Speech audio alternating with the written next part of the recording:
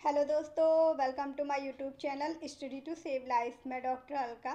आज का हमारा टॉपिक है न्यूरोलॉजिकल डिसऑर्डर के ऊपर। जैसे पिछले कल वीडियो में बात की गई थी अल्जाइमर डिजीज़ के बारे में, ऐसे ही आज बात कर रहे हैं डिमेंशिया, यानी कि मनोभ्रंश हिंदी में कहते हैं। एक तरह से ये भी न्यूरोलॉजिकल डिसऑर्डर है, जिसमें जैसे कि हमने अल्जाइमर में बात की थी तो वो उसमें बहुत ये था कि याददाश्त संबंधी प्रॉब्लम आती है। और जो लोग वृद्धावस्था की तरफ जाते हैं, यानी 60-65 की एज क्रॉस करते हैं, तो उनमें याददाश्त संबंधी सोचने विचारने व्यवहार की बात करने की कुछ सीखने की ये सारी कैपेसिटी जो है कम होने लगती है, याददाश्त ख़त्म होने लगती है।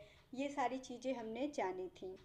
अब डिमेंशिया में क्या है, डिमेंशिया में भी यही कि कोई ब्रेन के अंदर कोई डिजीज़ हो रही है, किसी तरह की कोई चीज़ हो रही है, उसके कारण होने वाले कई सारे लक्षण होते हैं, और लक्षणों का जो समूह होता है उसे ही डिमेंशिया कह सकते हैं। तो इसमें यह है, ब्रेन के उन हिस्सों को नुकसान पहुंचता है, वहाँ पर ब्रेन जो है डैमेज होने लगता है, जिससे वहाँ के जो न्यूरॉन्स हैं वो डैमेज होने लगते हैं। तो जिनसे हम सीखने की, याददाश्त और निर्णय लेने की, किसी चीज़ के लिए एक्शन लेने की, या कह सकते हैं बोलचाल की भाषा, ये सब चीज़ें जिनसे हम कम्युनिकेट करते हैं एक दूसरे से, वो सब जब डैमेज होने लगते हैं तो हम वो सारी चीज़ें करना हमारे लिए मुश्किल हो जाता है।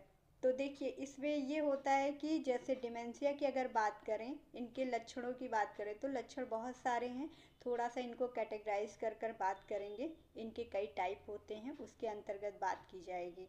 तो इसमें यह है, डेली रूटीन जो है इनका प्रभावित होता है। जैसे याददाश्त संबंधी प्रॉब्लम हो, बोलचाल संबंधी, हमें शब्द ही नहीं मिल रहे हों, हम जिससे सामने बात कर रहे हैं उसका हम नाम भूल जाए, उसके बारे में कुछ भी हमें याद ना रहे, तो उससे कम्युनिकेट करना बहुत ही मुश्किल हो जाता है कि उससे हम क्या और कैसे बात करें।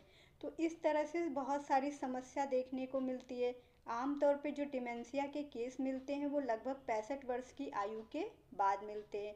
अब अमेरिका बहुत बड़ी कंट्री, अमेरिका में अगर बात करी जाए तो 65 वर्ष या उससे अधिक के उम्र के लोग जो हैं, लगभग वहाँ पे 67 लाख से अधिक लोग जो हैं डिमेंशिया के शिकार हैं। यानी बहुत तेज़ी से न्यूरोलॉजिकल डिसऑर्डर वहाँ पर देखने को मिल रहा है। हालांकि ये बीमारी कोई कंट्री से रिलेटेड नहीं है, आप जैसा काम करते हैं, जिस हिसाब से आपका खान पान, बहुत सारी चीज़ें होती, उन सब पर भी डिपेंड करता है।